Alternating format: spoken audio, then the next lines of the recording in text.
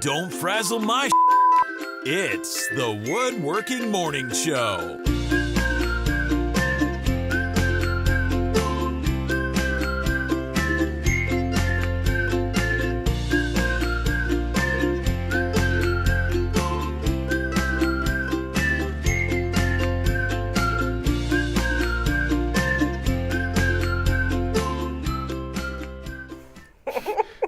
He says, this bi-weekly stuff is throwing me for a loop. Me too. You and me both. Me too.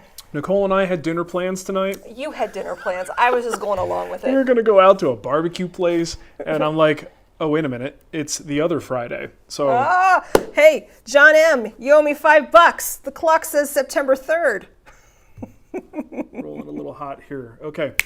Well, hey, happy Friday, everybody. I'm Mark. And I'm Nicole. And we're going to talk to you about woodworking today. Yep. And things and stuff, and mostly woodworking. Yeah, and we're going to show you that we are grateful by saying thank you for watching the show, for supporting the show. If you want to help support the show, you can do that at patreon.com/woodwhisperer. I almost said wood talk. You can go there too if you want to, but different show. Support all the things. Yeah, support everything. All the things. We want to thank some folks who helped us out by supporting the show. Yeah. How about CCCNC, who rejoined on the membership thing on YouTube. Thanks Thank for you. coming back. Yeah, Gary Appreciate Peters, Travis Webster, Chuck Wells, Marcus Coons, Gareth Jones, Fred Early, Rob Switzer, and Bobby C. There's Bobby a couple upgraded people Bobby in there B. too. Bobby B. Oh, look We at did this. that joke last time. Bobby C is double dipping. Oh! He's also on Patreon. Or YouTube. No, this is Patreon. I thought that was... this is YouTube. Yeah. Okay. It's my screen. Sorry. You focus over there. Bob Brewer, Nathan Stein, and a gentleman by the name of Krat Mamonia. I see where he's going. I like that. I like it a lot. Yeah.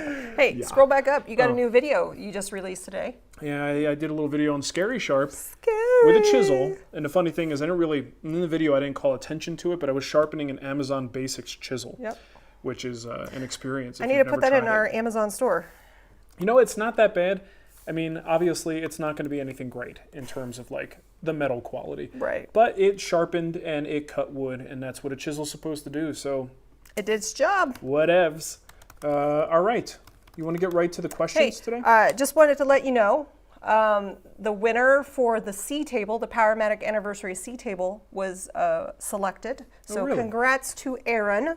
He has already replied. So if your name is Aaron, I do apologize. You might have gotten excited for just like a split second. Yeah. Whoops. And then I've also reached out to all of the Guild Scholarship winners.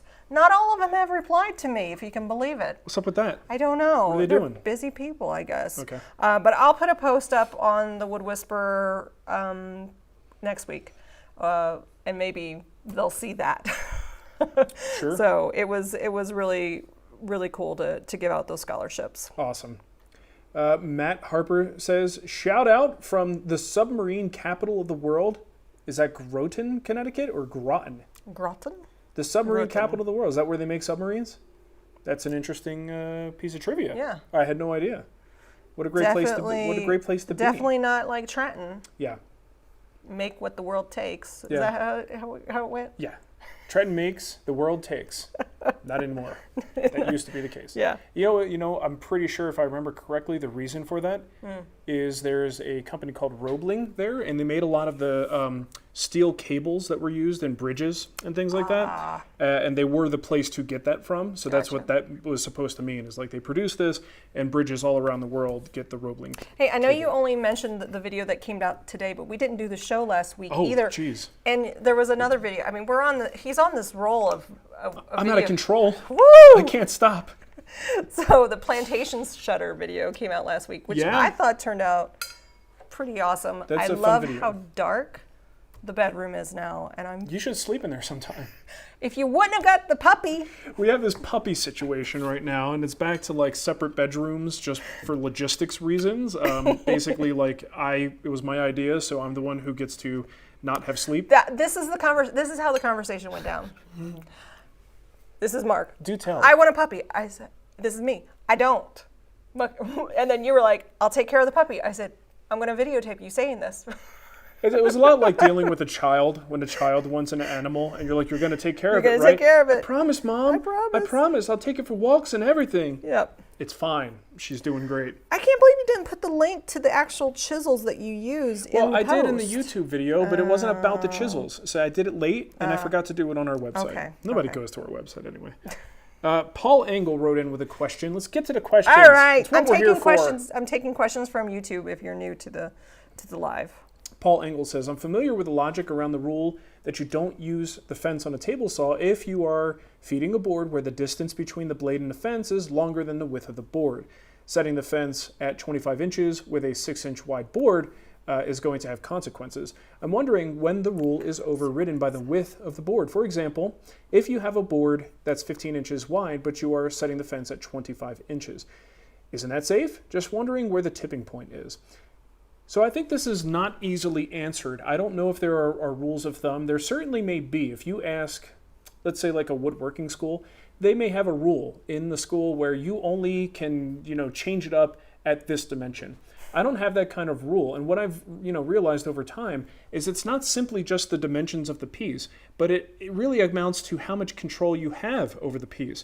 And the way I control a board through the table saw may not be equivalent to the way that you control a board through the table saw. So there are times where, especially if the camera's not running, I may make a cut that I might never film. I feel comfortable doing it. I have enough reference surface and I know how to run that piece through without incident. But it may be a little bit too close to being, dangerous, that if I show that and someone who doesn't have my experience level tries the same thing, they may wind up getting a severe kickback. So I have to be careful with it. Hey, so we should say that your shorts have really brought in a lot of new subs. And if you're one of those new subs and you're wondering why you're here, you probably subscribe to our channel because of those shorts. What in the heck? Fake Ginger is like, when did I sub to this? I'm sure there will be a lot of fake gingers in the crowd. You subbed maybe accidentally. I don't know. It's certainly possible, but it's your subscription feed. Do with it what you please. Yes. Anyway, the point is it's a little bit tricky for me to give you numbers. It does have to do with how much you're able to keep that thing balanced, how much strength and pressure you're willing to put into your hands to push against the fence. But err on the side of caution. And if you have any doubts at all, don't do it. Dyslexic Dog's in the chat and did a super chat for the fixed clock. So thanks, Dyslexic Dog. A dyslexic dog. I just imagine like squirrel runs this way and the dog goes, squirrel! Is that how it works? I don't know. Maybe. Okay. Jeff Barry says, I have a few logs from a black cherry tree I was going to mill for use in a project. Is this the same as cherry, regular cherry, or are they different woods? To my knowledge, black cherry equals American cherry or the cherry we know and love as lumber when we go buy cherry. But that's my limited knowledge on the topic. So anyone in the chat room, you feel differently about that? To my knowledge, they are the same thing. How did I get here? How did I get here? What the crap is this?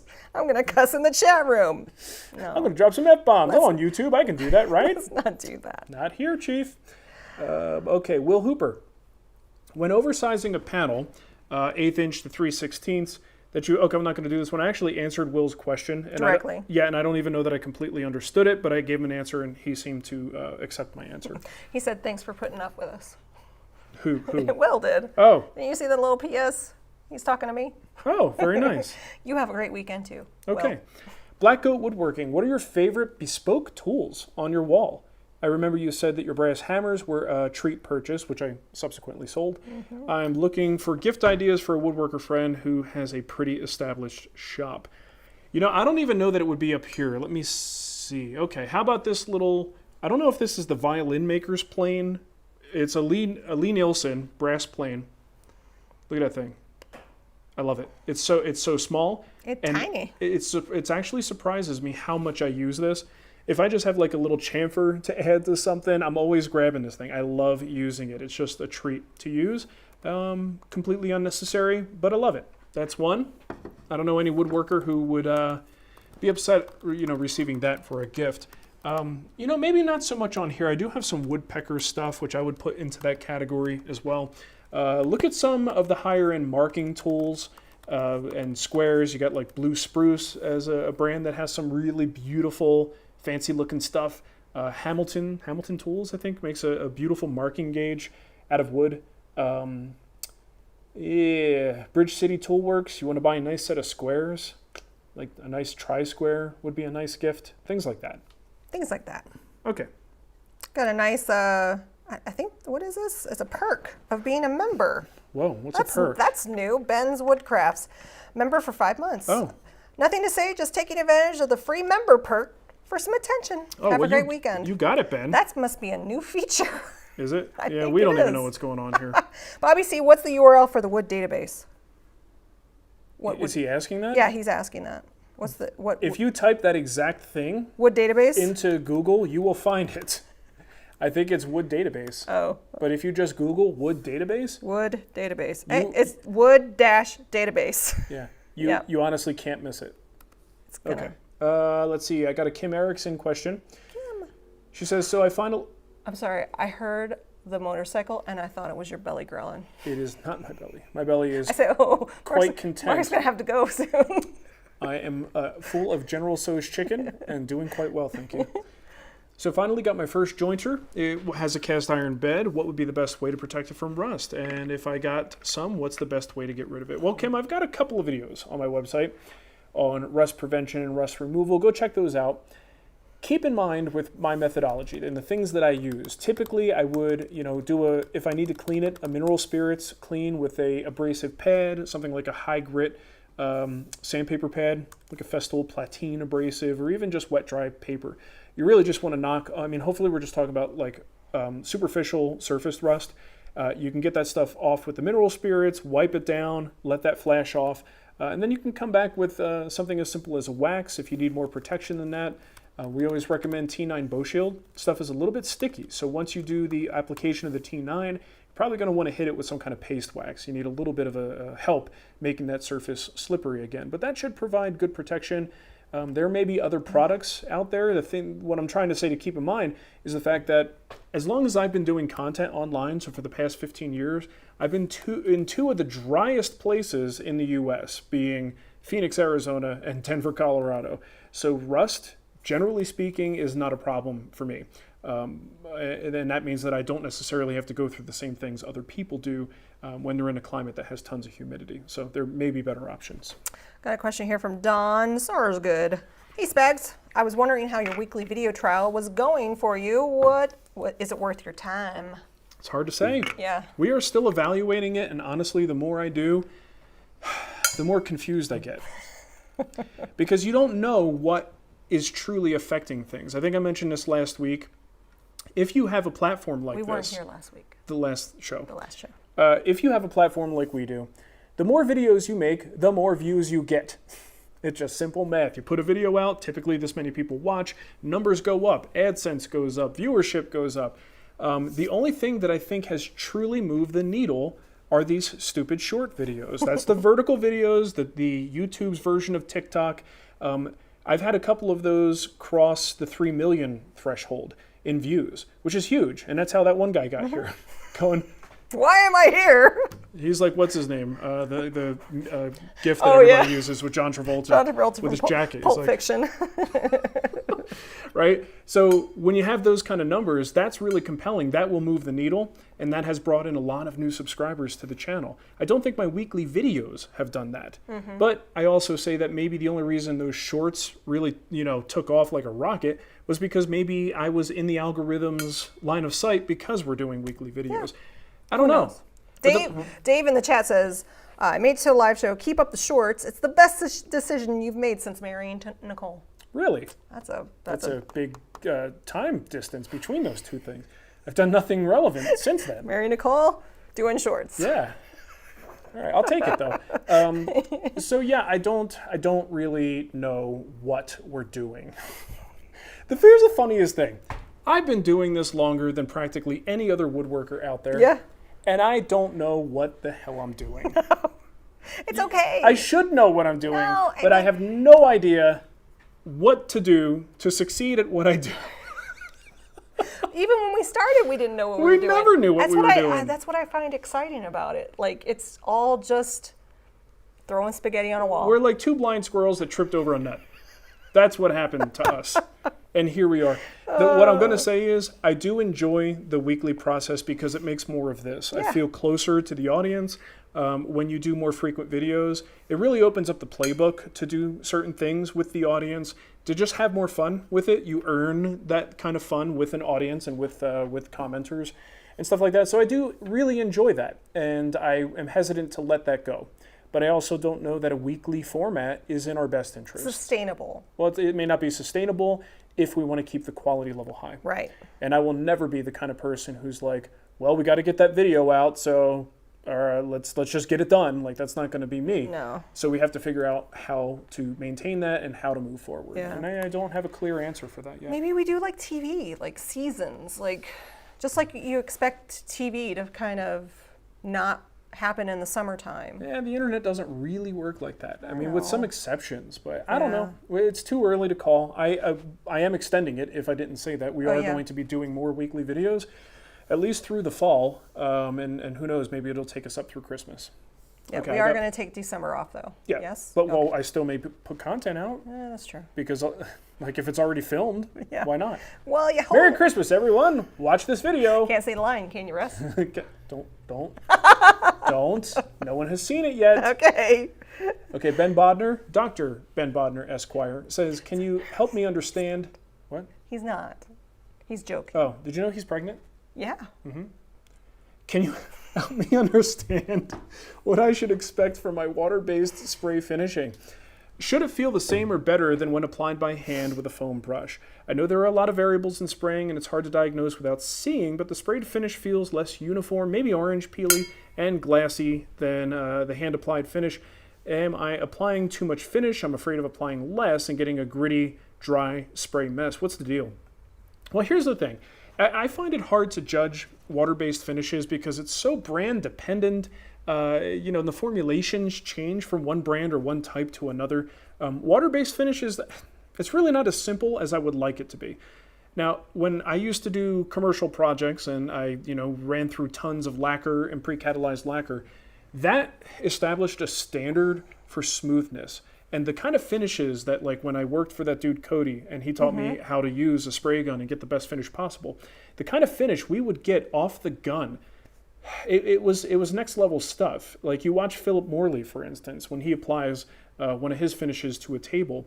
I mean, it's really not a whole lot of prep between coats happening here. This stuff off the gun is gorgeous and requires only a minor amount to fuss with it. And the problem is, like, once you have that experience, now that's a standard you're trying to achieve. And when you go to a water-based finish, you kind of bring that knowledge with you to evaluate whether this is right. Should you be diluting a little bit more, or should you change your tip size, change your air pressure, whatever it is, to try to get that finish to atomize properly, hit the surface, and give you as close to a glass smooth finish as possible.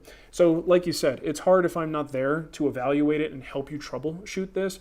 But if you aren't seeing smoother results, or maybe with a little bit of post work on the dried coat, smoother results than you get by hand application, something might be wrong. I mean, the joy of spraying is that you do get that great finish right off the gun if everything is tuned perfectly. It's just not as easy as I would like it to be, especially with water-based finishes. So you got to mess around, try different tips, maybe, waste some finish, waste some boards, and keep practicing until you get something that's a little bit closer to like a nearly perfect smooth finish off the gun. And that's all I have for pre-selected questions. I grabbed those this morning. Did you look on YouTube? I did grab some of those from YouTube. Oh, okay. Just making sure. Yep. I got a question here from Jennifer. I bought a beautiful piece of ambrosia maple. Ooh. I've read it's softer than hard maple. Ooh woo. Could I still use ambrosia maple in a cutting board or a serving tray? Certainly a serving tray. Yeah. I don't Like see a why not. charcuterie board. A charcuterie board. Charcuterie. Yeah. I don't see why not, especially on a serving board. How do you say that word? Charcuterie. Charcuterie. Just go. Just go. I can't make it happen. But yeah, on a cutting board, I don't know. I don't know for sure. I mean, it's not that soft, is it? Right? I don't think so. I don't know. I don't know. But like I said, I mean, if you're cutting into it, that may change things. But I still don't know that it would be a problem. I'm going to throw this to the chat. Anybody have a problem with ambrosia maple being used for a cutting board? I don't think so. We have a question. I don't know if I'm going to be able to do this one. Lovely. Vafa, should a newbie build his own riser 2.5-inch thick butcher block veneer strip thread? What? I don't know. Are you saying? Hold on. Can that be a nominal construction of pine? Should a newbie build his open riser 2.5-inch thick butcher block veneered step thread? What is Can that made of minimal 2x12 construction southern pine that whitewashed in polyurethane? What's the challenges? I'll tell you the challenges. I don't understand what you're asking. Sorry, Vafa. A 2.5-inch thick butcher block veneered step thread. What's a step thread? Well, he's talking about butcher blocks, and he says the word thread, and I'm wondering if he's talking about that a threaded rod that goes through butcher blocks, classic butcher blocks. Is that what he's talking about? But how does that relate to the rest of the question? If you're still in the chat, you can try to clarify the question. And sometimes, if I was sitting at my desk reading this, I would probably read it with better comprehension than I am when we're doing a live show. It does not take much to trip us up when we're answering questions live. So I apologize. I don't mean to make fun of you in any way. But if you can clarify that for us, that would be awesome. We'll try to answer Steve Miller says not for a cutting board on the ambrosia. But then John Nation says I've used ambrosia maple and had no problems. Well, see? That clears it up, as the internet usually does. Completely contradictory opinions. He says tread, not thread. Sean, I'll look for your question. He says, Vafa says tread, not thread. Okay. Step tread. Now go back to the question. You got me looking at the chat. Sorry. Okay, where is it again? Right here. Step riser, tread. Butcher block veneered. I don't understand a butcher block veneered step tread. Butcher block. Oh, he's talking about steps. Oh. All these words are now making sense to me, Nicole. I don't know. Look, here's the thing. I don't build steps. I am not in a qualified position to give someone advice on proper construction of treads and risers. And I think that's where we're going here. These are also words that are not triggering anything in my brain to give you a sensible reply. Vafa, I have failed you completely. The good news is there's probably somebody on YouTube that could help him. Oh, there's probably someone in the chat room that could help him because they all seem to know what he's talking about. And I'm like, durr. I'm like, durr. That's a good show title. It's a whole bunch of durr up in here. Hey, Yoso posted on Patreon. I don't think because the last one you had was Ben. Yeah, I missed that. So when you are using no VOC finishes, what kind of respiratory protections do you use, if any? I've been working with Tried and True, which claims to be no VOC. It is. But my safety freak brain still wants to use a respirator with organic fume cartridges, which are annoying if not needed. Not for Tried and True. I'm paranoid too, Yoso, and I will often use a respirator around finishes that I'm not completely confident. It could say no VOC, but depending on how much information they divulge, like how much they're willing to give out in terms of what is in that can, helps me decide whether or not I want to trust a proprietary blend of something, right? Tried and True oil, I would not put into that category. That is truly a polymerized oil and a couple other things. There are no VOCs in there. It's just oil.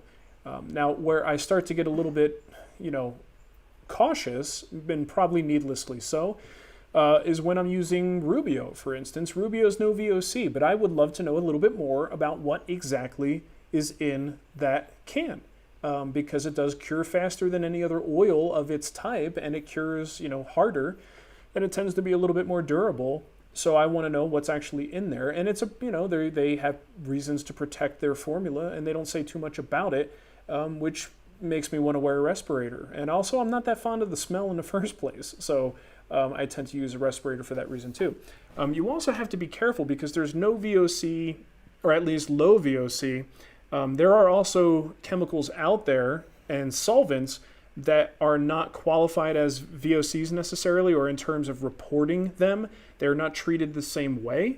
So it isn't like it doesn't have some of the stuff in there. It just doesn't have anything on the list of things that need to be reported in that manner. So yeah, I think it's rightfully so to be a little bit suspicious about some of these companies. Hey, look, wear the respirator. As long as it's not really bothering you. If you want to be extra cautious, go ahead and wear it. But there are definitely some things out there, tried and true is one of them, that it's just oil. It's just oil. Not going to hurt you. Though Stumptown Woodworks in the chat says, I love tried and true. I'll run my face on it if I get a chance. Rub yourself down, man. Stick your finger in there. Take a little swig. Oh, no. No. Just be near a toilet. Ugh. It'll be fine. But yeah, honestly, that's not one that I would be concerned about. I like it when we can put questions up. Oh, I do too. So go ahead and do that. Okay. From Weston. He's right How there. about this one? Or that one too. Ron says, Tilsonburg, Ontario, Canada says, hi, love the show. That wasn't the question. No, I just picked the first one I saw. Okay, this one here. Weston. Don't ban them. I might. It's very close to the other button. Any tips for jointing 4/4 material? Seems too flexible to me.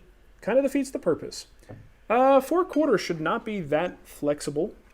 I mean, if you're talking 4/4, I'm assuming you're getting fairly rough material. It won't be an inch, probably closer to 7/8 at best, but that is still thick enough that it shouldn't really be flexing a ton. Now, if you got a cup in this board and it's 6 feet long, and then now you're putting pressure on your jointer, you're probably going to artificially flatten the board as you push it through. That's why if I'm doing a longer board, I often go against conventional wisdom that says you want your cup like this when you do your jointing. I like to go the other way. And the reason is because the center of that board is in full contact with the surface of the jointer. And I could put both of my pads right in that section and go all the way across and start working my way down to flat. If you go the other way and I put my pressure down, the amount of pressure I use to control this workpiece across the jointer, if that's enough to flex the board, then I'm defeating the whole purpose. I'm not actually going to get a flat surface because I'm artificially flattening it. And once I go through that cut and let the pressure off, it's going to go right back where it was. Okay, so if you have a lot of that flexing, and if you've heard that rule about making sure your cup is always down, consider ignoring that rule, try it the other way, and see if you get better results. But generally speaking, though, unless it's super long and super, soft material, you shouldn't get a whole lot of flexing just because you're jointing. Hey, did you see Fairchild right there? Proof that the notification crew works. I won one of your guild projects from today's video. Just wanted to say thank you for the bribery. You guys are great. Hey, we are not above bribing. I haven't had a chance to put the project on your account yet, but I will. I got your email. Yeah, the notification crew is this thing where if you are subscribed and you have notification turned on, when we post a video on Friday, it's always generally Friday morning, but I never know exactly. It depends on when the kids get out of the house and when I get a chance to actually do it. The time changes. But if you get that notification and you're there within the first hour, it's actually more like 2 most of the time. If you get, it's not intentionally longer. We just haven't gotten back home. If you get to the video within that first hour, there's a link in the first comment. Use that link to go to our website and enter for a chance to win a free guild project. So it happens every week. And it's just, I basically get the list of names and then I use random.org to pick 5 numbers. That's how I get my winners. You just never know. Never know. Stumptown says, yes on the Rubio pipe smell. Hate smoking, but love the Rubio smell. That's what I don't like about it. It smells, to me, Rubio smells like a smoke shop. Oh, does it? And not that it smells like burnt tobacco. Right. It smells like raw tobacco to Right. me. And I haven't found many people who agree with me on that every time I say it, but it sounds like Stumptown agrees. Adrian had a question. Adrian Abshire. Mark! Yes. Mark! Yeah. Mark! What's your take on wooden planes? I've always wanted to get one, but I'm not sure what size / brand to find. Can you even buy newer ones? They're stupid. No. Stop. Wooden planes are great. I use them for decoration, but other people actually use them to cut wood. I mean, if like you look, Shannon. Yeah, if you look into like Japanese planes, you're going to find a lot of wooden pull planes. The ones that you pull instead of pushing. Those can be great. Who are the current vendors of wooden planes these days? I don't really know. I'm sure there has to be somebody still making them. Do you remember what's his name? The guy he did classes for them too. Oh shoot. Bloom? No, well, actually, good memory. I believe it was Bloom Toolworks, I think, that made an adjustable mouth wooden hand plane that was kind of neat. Don't know if they're still doing it. What about... what's his name? It's Scott something, right? Scott Meeks. Scott Meeks. He Woodworks. and if you're a guild member, he gives us a discount. Yeah. Either that or free shipping. I need to check our discounts. Yep. So he has some fantastic ones. I assume he's still... So I don't keep up with what everybody is doing, but I assume he is still making planes. And at the very least... I checked his... Because I like to check all of the coupon codes. Yeah. So it's free shipping if you're a guild member on the discounts page. Okay. From Scott Meeks. Excellent. Hold on, I got another question here. Mark, I've seen your show where you built a Greene and Greene hall bench. Just wondering if you have a plane for it. I think he means a plan. And I'm double checking. Yeah, the one that, if I'm talking about the same one, Greene and Greene inspired entry bench with storage. Go to our website, find that project. There's a plan, and it's free. Go get it. Go get it. Go get it. Go get it. You get now. Hey, Joe Lapolito is in the chat. Question, do you think it's possible to build a trestle table with leaf inserts? Not sure the trestle would have enough stiffness to support the sliding rails. I don't know, man. I would need to see Your design. I would need to see the proposed design. I haven't made any expandable tables. I mean, believe it or not, I've repaired some, but I have never had to make an expandable table either via leaves or a track system where you pull it out. I've never had to do that. So, I mean, I'm sure it can be done. I'm sure someone can engineer that, but I don't really know. I would need to see it. Because, I mean, the only expandable table we have is the Parsons table in the guild right now. Yeah, Johnny Brooks table. Yep. So I can't answer that for sure. I would need to kind of, see your initial idea and what the hardware might look like for something like that, and is there room for it, and is there enough support for it. But there's also ways to reinforce a trestle table to give it a little bit more stability across the length. So you could get creative with it, make it possible. Richard, I don't know, you have Richard? No, you're going to, there's Bobby C. Anyway, Richard's getting ready to finish the Greene and Greene chest. Sherwin Williams cab acrylic lacquer is hard to find.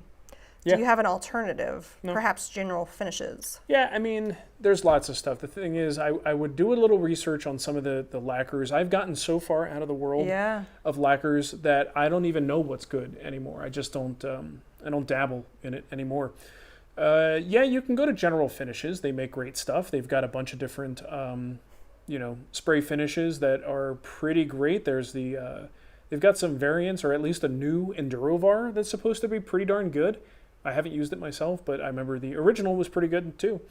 Chat room, what do you guys like? What's a good, I mean, it sounds like you're willing to go down the traditional lacquer path, that you don't necessarily need to go to like a water-based formula.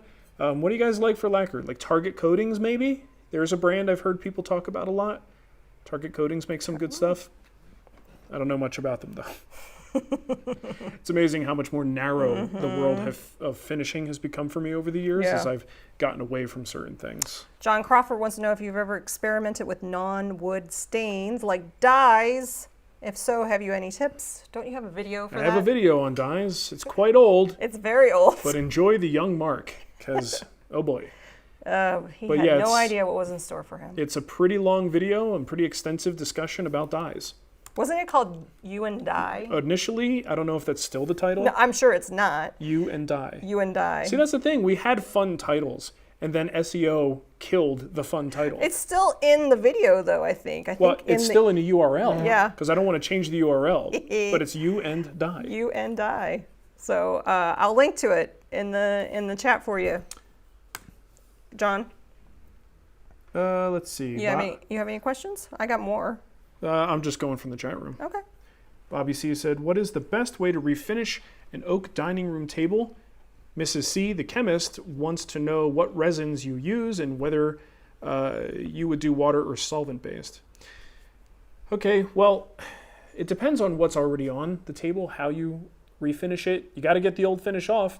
A lot of times a chemical stripper is the fastest way to get to that point. Sometimes, just depending on what the finish is, if it's old and it doesn't take much to take it off, a good sanding or scraping is all it takes to remove the finish. Either way, you're going to try to get that top layer of finish off, then you're going to start sanding. Get down to bare wood, and then now you can start to think about the finish. As for the finish itself, a lot of ways you guys can go. You can go very simple and do a hard wax oil. That's what we have on our kitchen table, which we really love. Not the most durable thing on the planet, very easy to repair. But you could also go with like much more protective finishes, like your Armor Seal, which is a wiping polyurethane, your water locks, which will stink up your house significantly. Armor Seal will do that as well. But lots of different ways you can go. Of course, water-based finishes too. Here's the thing. I mean, a lot of times when it comes to finishing, some of the best advice I ever got about finishing was when you're trying to pick a finish, pick the one that you can apply with some level of success. Because a lot of times we go, oh, this is the best finish for the job. I read it online. I take it home. I have no idea how to apply it. It's a disaster. I screw the whole thing up. It would have been better to apply the finish you actually know how to apply because you get a good result. And as long as the wood, you said it's oak. Oak is durable, right? The lion's share of the protection that's happening with an oak table is by the wood itself because it's durable, it's very hard. And then we're adding a little bit more protection with the finish. The finish isn't necessarily going to, if the wood was made out of pine or the table was made from pine, you're not going to make pine act like oak by putting a strong finish on it, is what I'm trying to say. So I don't stress about the finish nearly as much as I used to when it comes to durability. Sean Gray has a question right underneath Sean Bobby. Gray. Sounds like a guitar player that would sing love songs to teenage girls. Is a wonderland. David Gray. Oh, sorry. I'm building an outdoor chair set for my neighbor and was thinking of using half-lap joints on the slats of the seat. Excuse me. I'm using 2x4 material. Do you think this will be too weak? Well, which way are the half-laps going? I mean, half-lap joints, I think, are stronger than people give them credit for because it's almost like half of a mortise and tenon, but you've got so much glue surface on there. I like it for frames and things like that, but what I'd be concerned about is if you're talking about some kind of a seating situation, is it flat? Is it like a horizontal thing? In that case, I don't know how much I like that, but I would need to see how many of them are there. Is this a crisscross pattern and a bunch of half-laps? That sounds like it would be pretty strong.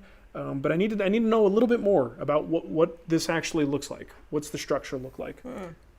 So half laps on the slats of the seat.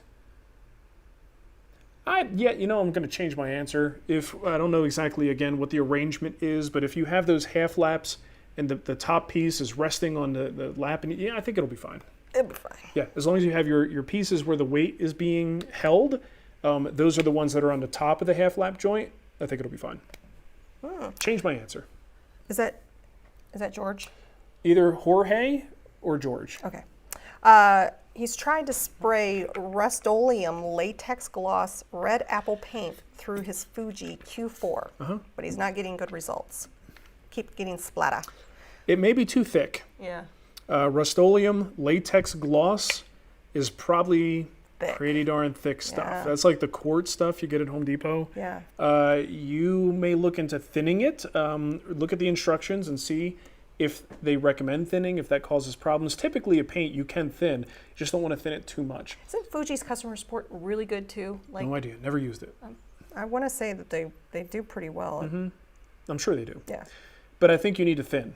If you can thin that stuff, that's what happens when you put a thick-bodied finish into an HVLP gun that just doesn't have the horsepower to push it out. You tend to get sputtering. You also might look into a larger tip size on your gun. He said he's tried 2.0, the largest needle tip. Okay, His largest needle tip. The only solution that I can think of is dilution.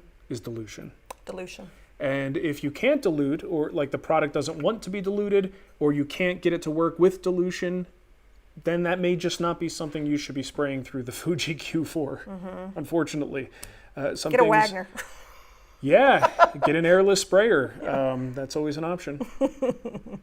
Can you scroll down for the super chat? You know I can. Thanks. From, don't go too far. Keep on going. I don't know. There it is. Josham. I hate the thought of wasting lumber, dollar, to the milling process, but I've been burned when only buying 1/4 over my desired final dimension. How oversized do you typically go? That's a great question because I don't think this is something we talk about a lot, and I sometimes feel like I'm the only one that does this. When I have boards that are, okay, let's say I'm making a bed rail, and that bed rail needs to have I want a finished thickness of like an inch. Should I just go with the 5/4 or do I go get the 6/4? Well, I mean, it kind of depends on what I see when I get there. If I look at the material that I want that's only a 1/4 inch over my desired thickness, and I sight down and I see that it's, a little bit wavy and it's going to cause me problems, then I go to the next thickness. But if I look down and this thing is almost laser straight already, then I know I might be able to get what I need out of it. So I do generally allow myself to have that extra thickness. Yeah, it does feel wasteful, but in the end, it's really not wasteful because you have to joint just to get the board where you need it to be. If the board isn't flat, then the project is just not going to do what you want it to do. It's going to be disappointing and it's going to be frustrating. So I am 100% behind buying thicker material than you would think you need for the sake of getting it down to the final thickness and still being perfectly flat. But again, this really, for me, only comes into play when we're talking about much longer pieces. I got a question here, back on Patreon, from Mark Wida, if I can find there it is. Which is the best way to cut wood with a tapering jig on a table saw? Do you want to feed the big end in first or start with the smaller end? I don't know that it matters as long as both versions of that are stable. And I'd like to see what your configuration is and what you're actually cutting.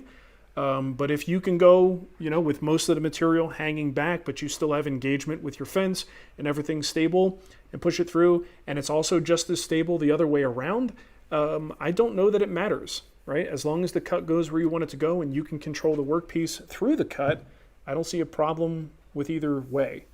But this is definitely something, a lot of questions tonight that would be really helpful if we had pictures, right? Little visuals. I got a super chat from Jeffrey Larson. Hey, before you do that, Brian Benham is in the chat. Oh, that guy.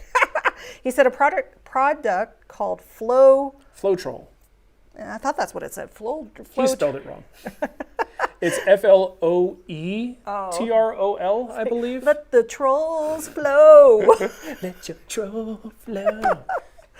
It says it works great for thinning latex paint. Yeah. And next to that will be a bottle of Soul Glow, which is great for your hair. I need to watch Coming to America too. I've been meaning to watch that. All right, I'm going to repeat Jeffrey's question here. Jeffrey. I made a solid wood top ash coffee table that I finished with Danish oil. It's taking a beating and needs to be refinished. What do you recommend? Give it a light sanding and hit it with some Danish oil. Danish oil is in one of those categories of finishes that's fairly easy to repair. So if you liked the finish previously and it's taken a beating now, as long as the stuff isn't like severe damage where you have to do big repairs, give it a light sanding, try to get the scratches out of there, and then hit it with another light coat, wipe off the excess, and you're good to go. I mean, if you want to change finishes, that does change the question, but repairability on Danish oil is usually pretty good.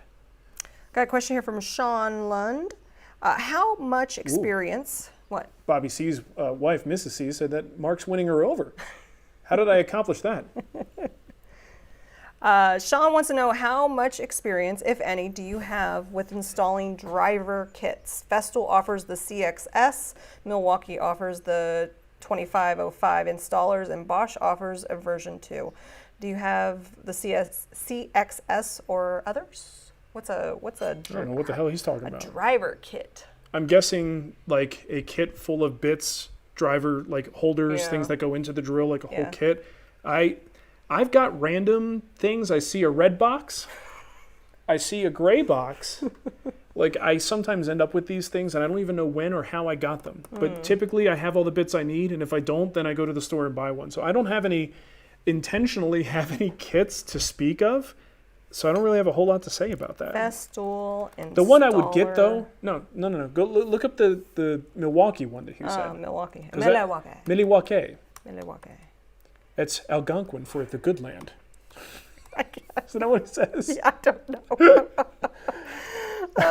What is it? He gave it a number, 20-something? 2505 kit. Oh my gosh. Is it just a combo kit? Oh, you know what he's talking about? He's just like the Like kits. a modular kit. Yeah. Look, it's got different heads on it. Yes. So he's talking, I don't know what I'm talking about. I'm totally new here. What do I know? It's like, It's all the different that's kinda neat. replaceable heads on it. yeah. I don't have any of those. I used to have, when Festool was a sponsor, they had sent me stuff like that. I never used all but maybe one of those. Like once I put the one on that I used, I never changed it anymore. It gets a 5-star review. And I'm sure it's 563 handy ratings. for installers who have to get an offset bid or you're in weird places like this. Yeah, wonky. I don't have a whole lot of experience with that, and that's why I'm being an idiot right now. But those look pretty cool. I don't really have an opinion. There's other on them. reasons too. Well, Nicole, you can't be too self-deprecating. If there's one thing that it's clear tonight, it's that I'm just making all of this up. Got a question here. You see a question? No, I'm just You reading. got a question? I'm reading about Brian's Soul Glow. Pour that into your finish. Well, Jorge didn't ask a question, again, or George, but he did give us a nice super chat. Thanks. Well, thank you, sir. Appreciate that. John M. says, shutters came out great. Since this was a new and somewhat complicated project, how did you research it before the build? I just did quite a few Google searches. If you remember, I really stressed about it for a number of days. What I was trying to do, and it was like banging my head against the wall, was to make the slats curved. I wanted them to follow the curve. Then we kind of walked around the neighborhood. I saw a couple of instances where people went with that step design, and I have a anti-Santa Fe bone in my body now. Having lived in Arizona and having Santa Fe style everything shoved down my throat, I have an aversion to it. And as soon as I see something that's stair-step like that, I immediately go, not for me. So I immediately dismissed that. But then a couple different times we walked around the neighborhood and we looked for people who had similar curved windows like that, and a number of them had that stair-step design. And I was like, you know what? I'm warming up to it because it doesn't look Santa Fe to me. It just looks like it solves a problem. So I went with that solution instead. I did try making some sample pieces and cutting it with like toothpicks and pretending I made a slat. The curve is just, the radius is so large that the curve on the end of that slats would have almost no range of motion if it was within a frame. It was getting so complicated that I was about to back out of the project. So I decided that I'm going to do this with the stair step. It's going to simplify everything. Every louver will be functional and it's going to look pretty good. From that point, that's when I started to do a little digging. I found Rockler's stuff, and then their plan really made a big difference in how easy that project was for me to design. Even though I didn't have a perfectly simple square window, the spacing that they gave me in their plan was really a big problem solver for me. So that's pretty much it. And we've had shutters in our homes for our last 2 homes. Both had shutters, at least in one room. And I've seen them. I've interacted with them enough, so I kind of knew about them. I just didn't know all the exact measurements. You got another super chat. I like this. Bobby says that Mrs. C has respect for being smart enough to know what you don't know and you don't BS. Yeah, this is one thing I learned quite a while ago. 2006, we didn't have enough traffic on the website, and I wanted to engage as much as possible. So I had a button called Ask Mark. Do you remember that? I do remember that. And I invited people to just ask me as many questions as they possibly could. And going through that process, it taught me the value of it being okay that I don't know something and how unrealistic it is to think that I do, or want to present that I know everything. I obviously don't. And it does me no favors to BS you guys. So when I don't know, you're going to hear words like, I don't know. I don't know. I do not know. You'll hear that awful lot, actually, especially tonight. Did you scroll past the super chat? There's one right there. There's one right there, and there's one up above. No, I already did that one. Oh, you already did that. Yep, back off, sister. All right. With your bad self. KKHK says, I just moved to Denver. Hey, welcome to Denver. Do you prefer Austin Hardwoods or Adams Lumber? I am about to start the Rubio bench build. What's Adams Lumber? Yeah. Look it up. Okay. I never heard of such a place. Obviously, that means I prefer Austin.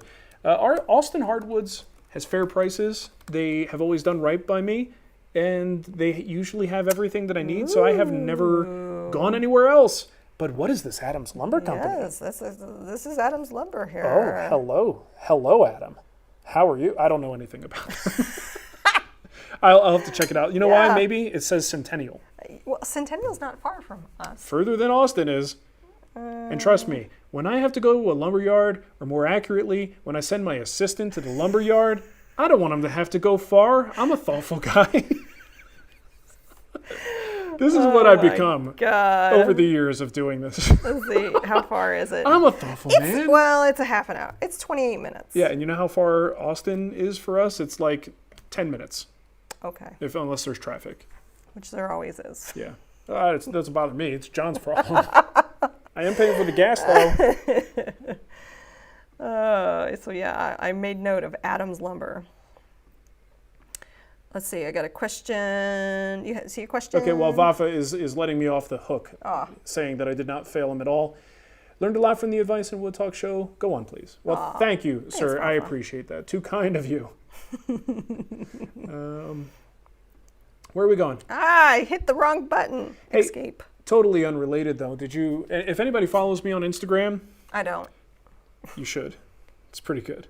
You're on it sometimes. I know, I do. I just put up a post, like, right at dinner, just before we went live, about how I'm going to change some of the things that I do on social media. Bafa did a boss.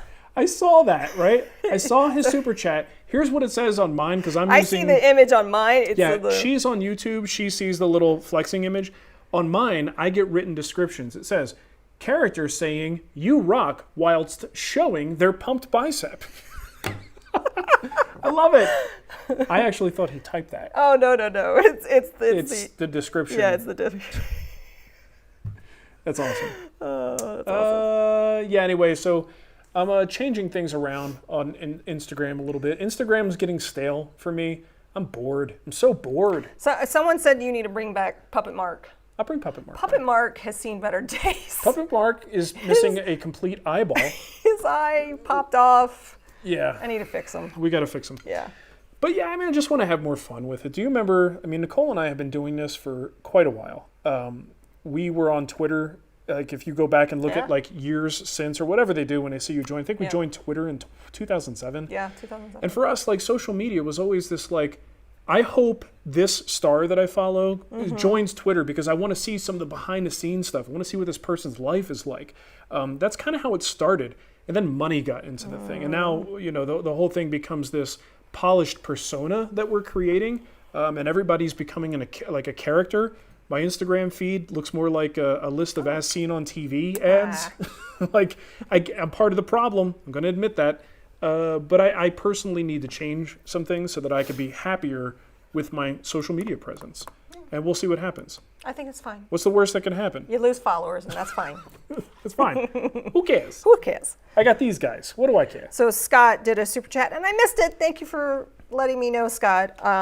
Just got the Fremont chest and nightstand. Hooray for me! Yeah. Any reason to do one before the other? I would do the nightstand. Do the nightstand first. Yeah. Because it's really just like a mini chest of drawers. Yeah.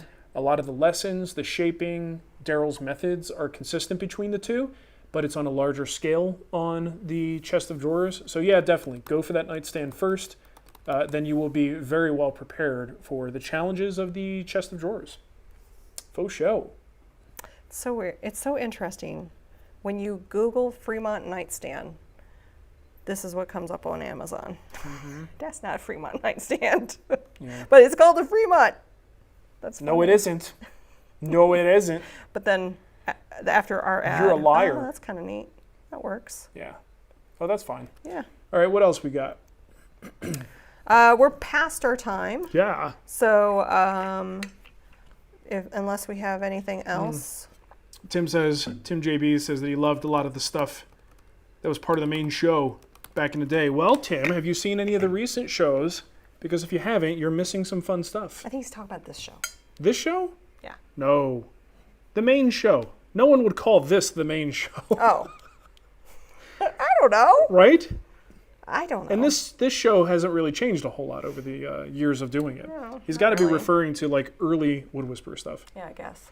Yeah, I mean, we can't go back in time and be those people again, but the shows are getting pretty friggin' funny. There's quite a few moments in each episode these days. Oh, Ken Stewart wants to know, about. can you use Rubio Monocoat Pure over a wiping stain? I wouldn't. I mean, if you're going to use a colored product, stick with Rubio. Rubio wants to bind to bare wood. Most stains have, at the very least, boiled linseed oil in them. Once that cures, you have partially sealed the surface, and you have now put a layer between the Rubio and the raw wood. So no, I would not necessarily do that, but Rubio does have coloring agents. They have pre-color stuff that you can apply like a stain, and then they have colored finish itself. So play with that, and if you want to stay in the world of Rubio. All right, we're good? Are we done? Yep. Hold on just a second. Trying to get apply on the trestle table. I don't. Sorry, Gerard. I don't know. I don't see your question. Oh, he made a pine trestle table with breadboard ends and added extension rails that held 8-inch boards that ran across the grain that were supported by extension rails. Still working 40 years later. He's talking about the trestle question. Yep, at the very top of the show. Yeah. So there you go. Thanks for the feedback on that. Okay. What else? I think that's it. We're going to do an after show. So if you are on Patreon, I'm going to put the post to the Patreon link with the after show video. Or if you are a YouTube supporter, you can head on over to the community tab from our YouTube page and easily get to that. Yeah, boy. We just hang out more. More of this. And talk about... I think today I've got a lot on my mind. Do you? Maybe we'll talk more about Instagram. We'll know talk who- about puppies. I'm going to talk about Bob Ross. Oh, really? You watched that documentary I did thing? watch that documentary. Is it good? You have to wait till the after show. Well, intriguing. Everyone's going to join for that. We could talk about physical therapy Yeah. and how that's going. yeah. All right. Well, thank you for watching, Thank everybody. you. If you are one of the new subscribers who landed here accidentally, I'm sorry. Hopefully you'll stick around. We do this every 2 weeks, so don't worry. It's not that big of a deal. Doesn't We only happen that assault often. your eyeballs every couple of weeks. No big deal. All right. Well, thank you for watching, everyone. Have a great weekend, and we'll see you in a couple of weeks. Bye. Bye-bye.